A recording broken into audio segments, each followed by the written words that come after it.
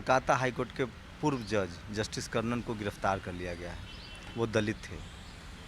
एक तरफ बीजेपी कह रही है कि वो दलित को राष्ट्रपति बना रही है, दूसरी तरफ दलित जज इसलिए गिरफ्तार कर दिए जाते हैं क्योंकि उन्होंने कुछ जजों पर भ्रष्टाचार की जांच की मांग की थी। मेरे साथ दलित मुस्लिम राष्ट्रीय महासंघ के राष्ट्रीय अध्यक्ष हैं सुरेश कनौजिया साहब।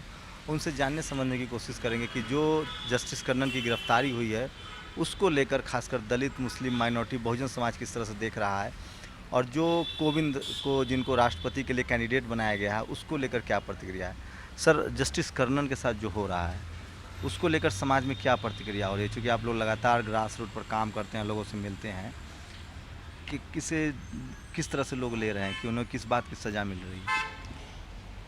देखिए, जस्टिस कन्नन का जो मामला है और जो दलित समाज में शोषित समाज को जो हमेशा पीड़ा सहनी पड़ती है, हमारे जो मौजूदा सरकार है, मौजूदा सरकार में दो तरीके के डिस्क्रिमिनेशन शुरू हो गए हैं।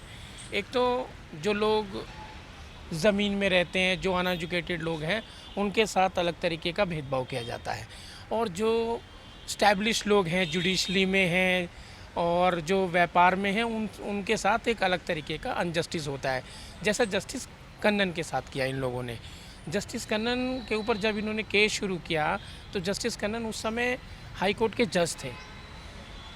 हमारा जो संविधान जिसकी ये बात करते हैं, जिस पर हमारा देश चलता है, उसमें ये इसमें कहा गया है कि किसी भी हाई कोर्ट, सुप्रीम कोर्ट के या हाई कोर्ट के जज के ऊपर केस चलाने से पहले हमको इम्पीचमेंट लाना पड़ता है पार्लियामेंट के थ्रू, और वो किसी भी प्रक्रिया को फॉलो नहीं किया गया।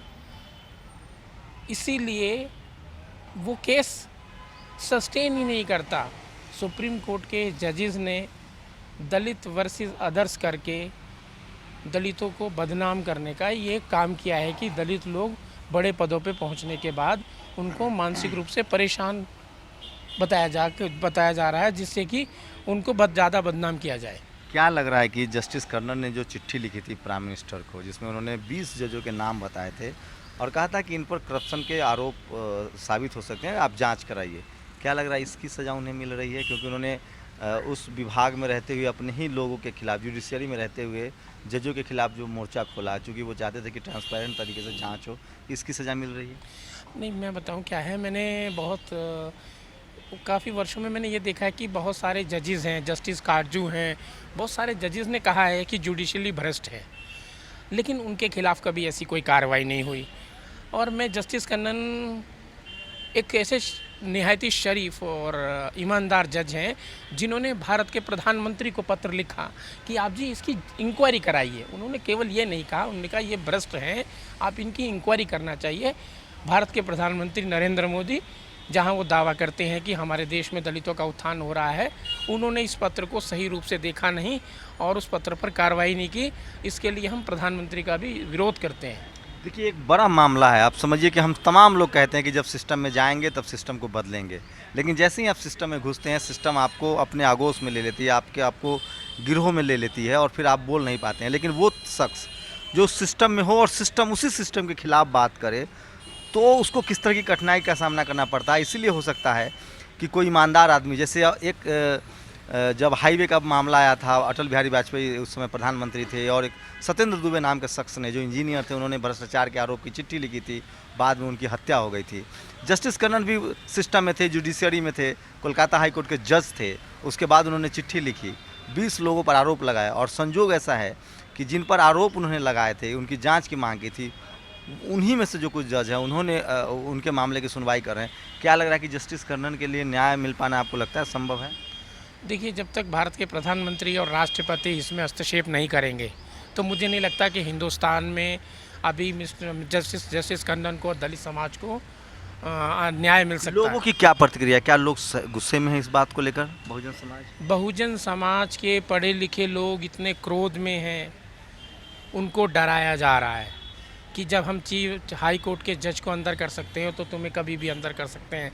लेकिन जो हमारे देश का बहुजन समाज का एक तकबा है, वो धीरे धीरे अपने आप को जोड़ रहा है, और अभी हम एक मुहिम चलाने वाले हैं कि जस्टिस कन्नन के साथ जितना भी ये केसेस हुआ है उस पर प्राइम मिनिस्टर को कुछ बोलना चाहिए। प्राइम मिनिस्टर तो कह रहे हैं कि वो दलित को प्रधानमंत्री तो कह रहे हैं कि वो दलित को राष्ट्रपति बना रहे हैं, रामनाथ कोविंद जो हैं वो एनडीए के उम्मीदवार हैं। तो ये क्या डैमेज कंट्रोल करने की कोशिश है? जो लगातार रोहित का मामला हुआ, ऊना का मामला हुआ, सहारनपुर का मामला हुआ, इसको लेकर समाज में क्या प्रतिक्रिया है? इसके लेकर आप लोग क्या सोचते हैं? देखिए, सामाजिक रूप से जो बात है ना कि डैमेज कंट्रोल की बात है, अगर आज एक दलित को आप राष्ट्रपति बना देते हैं, क्या दूसरा काबिल आदमी के लिए हमारे यहाँ कोई न्याय नहीं है क्या? क्या न्यायिक प्रक्रिया नहीं है क्या? ये सभी चीज़ों को देखते हुए हमारी जो अपनी अखिल भारतीय दलित मुस्लिम महासंघ है, हमने अभी 60 मेंबर ऑफ पार्लियामेंट्स को अपनी मीटिंग में बुलाया है।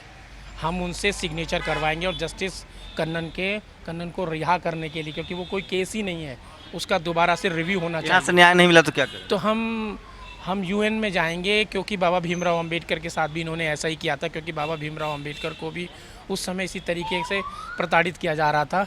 और अभी हमने भारत के प्रधानमंत्री नरेंद्र मोदी को जो पत्र लिखा है, जो पत्र के माध्यम से कहा है कि अगर 7 दिन के अंदर आप जवाब नहीं देंगे तो हम यूएन में यहाँ से जाएंगे और यूएन में अपनी अपील फाइल करेंगे कि किस तरीके का है, जबकि इतिहास गवाह है कि कभी किसी जस्टिस को, चीफ जस्टिस के ऊपर ऐसा केस ही नहीं चला।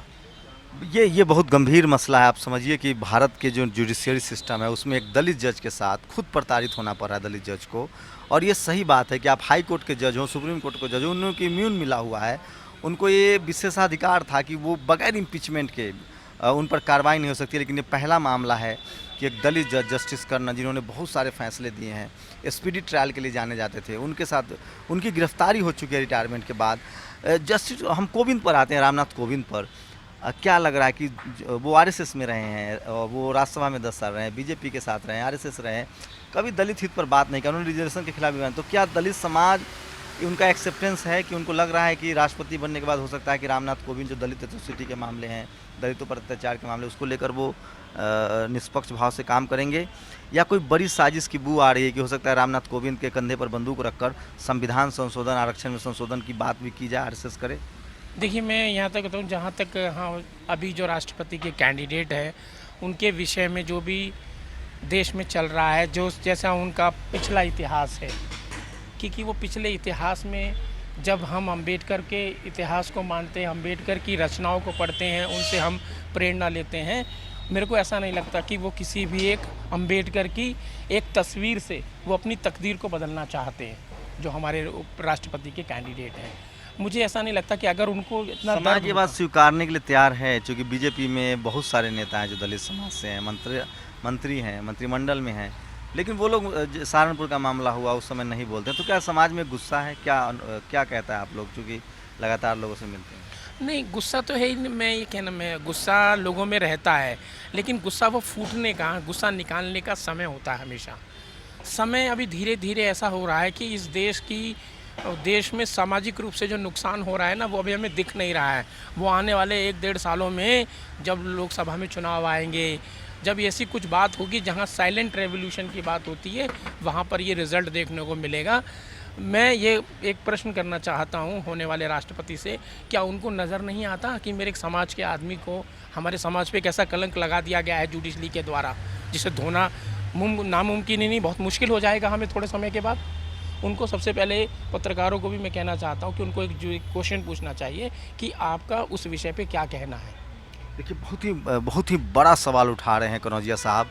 ये अखिल भारतीय दलित मुस्लिम महासंघ के राष्ट्रीय अध्यक्ष हैं और बड़ा सवाल उठा रहे हैं कि खुद जब दलित राष्ट्रपति बनने जा रहे हैं तो क्या वो ये सवाल उठाएंगे कि एक जज को बिना इम्पीचमेंट कैसे उस पर सुनवाई की गई, कैसे उसको जेल में डालने का फैसला किया गया? ये एक बड़ा सवाल है। और कहीं ना कहीं लगता है कि आज भी दलित समाज के लोग, चाहे वो जज बन जाए, कानून मंत्री बन जाए, बैरिस्टर बन जाए, वो मंत्री बन जाए या वो आईएएस बन जाए, अभी भी जातीय शोषण का जो औजार है वो उसके तहत उनका शोषण जारी है। कैमरामैन के साथ शंभू कुमार सिंह, नेशनल दस्तक, दिल्ली।